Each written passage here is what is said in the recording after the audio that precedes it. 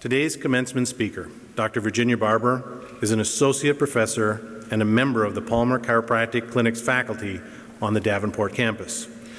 She earned a Bachelor of Arts degree in Classics from the State University of New York at New Paltz in 1985, graduated summa cum laude from Palmer College of Chiropractic with her Doctor of Chiropractic degree in 1990 and has practiced in New York and Iowa. Dr. Barber joined the clinic faculty on Palmer's Davenport campus in 1994. She was honored with the PCC IAA Lifetime Teaching Award in 2001 and has won several Student Council Faculty of the Year awards in her years at Palmer. She has also been published in several peer-reviewed journals. Dr. Barber was named Palmer College's Outstanding Faculty of the Year in 2013. She's the faculty advisor to the Campus Guides organization on our Davenport campus and works closely with admissions department on many aspects of student recruitment and enrollment. She recently completed an intensive evidence-based medicine program at McMaster University in Ontario. She's currently enrolled in the Master of Science in Healthcare Ethics program at Creighton University. And along with all this, she has one, if not one of the busiest practices at our entire clinic system across 3 campuses. Please join me in welcoming Dr. Virginia Barber to our commencement stage today.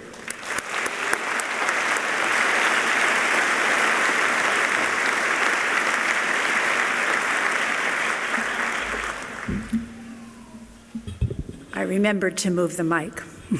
Wow. Good morning and welcome, Class 163. Administrators, distinguished guests, fellow faculty, students, friends, families, and loved ones, congratulations on this momentous occasion. It's finally here, the day you've been dreaming about for years and years, but could never quite imagine coming true. And here it is. I'm so honored to have the opportunity to address you for a few moments as you prepare to cross the stage and take on the title of doctor, which will change who you are and who you will be for the rest of your lives. You know, that transformation is really something that is almost impossible to imagine. You've been interns. You're about to get that piece of paper that says you're a doctor. But what will it be like for each of you to take all your raw graduate material and turn yourselves into doctors of chiropractic? What are the ingredients in that recipe? You know, over time, we become what we do, and what we do is to care for patients. So please let me tell you what it has been like for me over the past quarter century to be transformed into a doctor. It has been like the making of a pie. Building your practice, creating your life as a doctor, it's like making pie. Let me explain to you how in the world that statement could be true. First off, you cannot just accidentally get a pie. Pie, unlike other things in life, does not just happen. You have never seen a pie happens bumper sticker. Because pie, like luck, favors the prepared. Before pie ever happens comes the intention of pie. It takes ingredients. It takes planning. It happens in stages over time. You cannot use poor ingredients and get a good pie, because much like life, you will get out of a pie exactly what you put into it. The same is true of practice. Successful and fulfilling practices don't just spring up by accident. They don't often happen because someone is lucky or because life is or is not fair. You have to wrangle a practice into being. First comes the desire to help people, the intention to care for them. You start with a plan, with good, solid ingredients, your head, your heart, your hands. Then add a phenomenal amount of hard work. Bake in a hot oven, like HIPAA, MACRA, ICD-10, changing insurance laws, and suffering patients. Then wait, your pie is cooking. Secondly, this. Pie is simple, but it's not easy. It's low tech, but high skill. We build a pie with our hands in predictable steps, starting with the most basic things: flour, water, fat, fruit. You cannot make a pie without getting your hands dirty. Rolling the dough for the crust, patting it out, feeling to see if it's too sticky or too stiff. All these are the work of human hands, the hands that are building the reward of that long-awaited pie. And third, you cannot rush a pie. What a pie looks like 10 minutes into the oven has nothing to do with what it will look like 50 or 60 minutes later.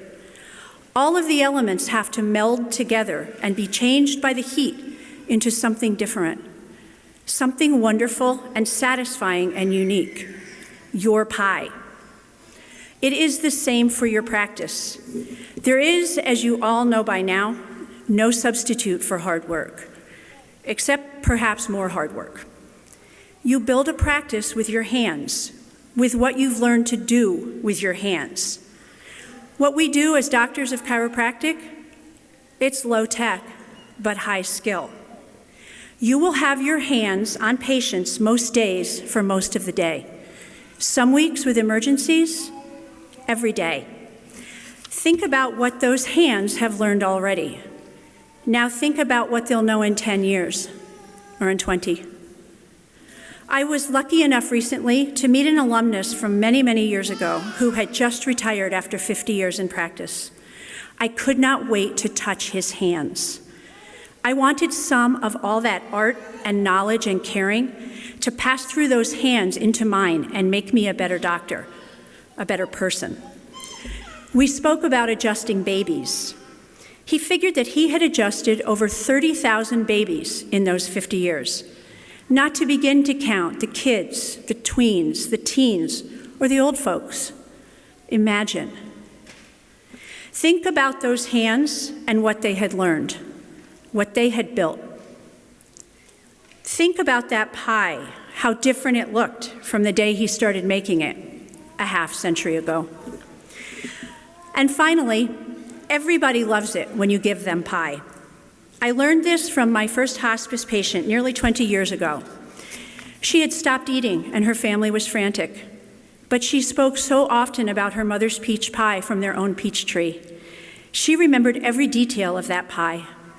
Her face lit up as she spoke of it.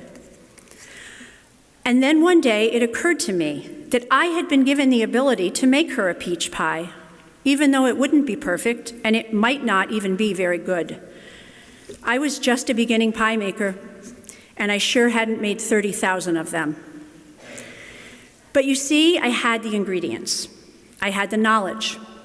I had the intention of helping her, and I sure as heck had more time than she did. And I was raised to believe that if you have the skills and the materials to help, then you have the obligation to use them. So I cobbled that little pie together and hoped for the best, and drove it over to the nursing home where she lived with a plastic fork from the glove compartment. And my fingers crossed that she would at least try it. And that's when I knew. Watching her face as she tasted that little pie, I finally understood what she had been craving. It wasn't just the literal pie. You could see that she could taste the sun shining on the peaches as they ripened, see her mother's apron as she cut the shortening into the flour and rolled out the dough, smell the crust browning and the peaches bubbling beneath it. She could pick out and savor each and every element that went into the making of that homely little pie. The hard work, the waiting, the hoping for success, and the marvelous feeling of a job well done. Everything good that had gone into that pie was clear and obvious and made her feel loved and cared for. It gave her something she was missing. It gave her something that is awfully hard to find. It told her that she mattered. And I had felt those very, very same things from the hands of that old chiropractor who had seen hundreds of thousands of patients and had given each one of them something so valuable. He had cared for them. His hands had told them that they mattered. And so I learned that day that to make a pie for someone is to start by wanting to serve them, to let them know they are worth all your efforts, to say that you see them as valuable and special and unique. The way you, doctors of Class 163, will approach each patient and ask, how can I best serve you today? And mean it. how you will listen, how you will speak wisely and with respect and with compassion, and then how you will use your hands, your lowly, lovely human hands, to care for them and to make them well. So today, as you become doctors, Class 163, these are my words for you.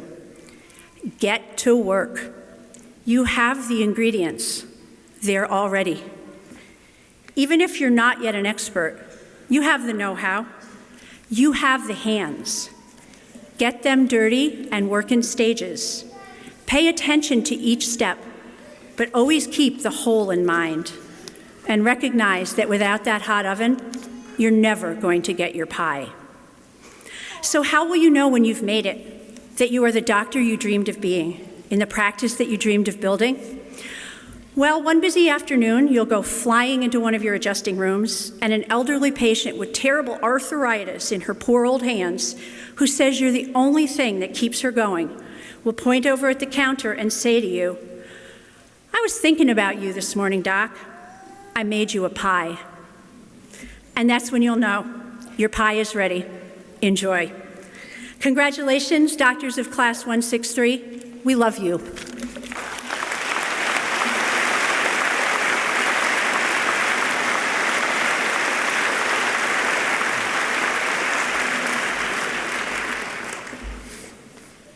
If I go off script and seem distracted, I'll be thinking about pies. So. Now, this class here would be able to tell you that apples are high in fructose, and it would push liver glycolysis and fat synthesis, and you got it, right? All right.